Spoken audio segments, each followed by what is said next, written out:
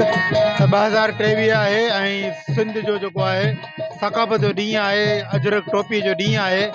इन रवायत खे बरक़रार रखियो आहे, ख़ासि तौर ते अवामी प्रेस क्लब वारनि, ऐं उन्हनि हर साल के तारीख़ी जाइ ते अहिड़ो प्रोग्राम कयो आहे जेको सॼो साल यादि रहंदो आहे, यादगार थी वेंदो आहे।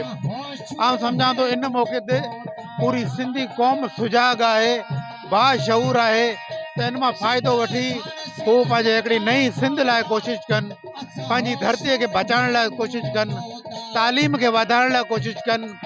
असांजो तारीख़ी आहे, हैसियत आहे, मोहन जो दड़ो 5000 सालनि खां आहे, त पंहिंजी शयुनि खे, पंहिंजे दरिया खे ख़ासि तौर ते आउं हिन मौक़े ते इहो चवंदुसि त दरियाए सिंध जेको आहे उनखे बहाल करणु घुरिजे।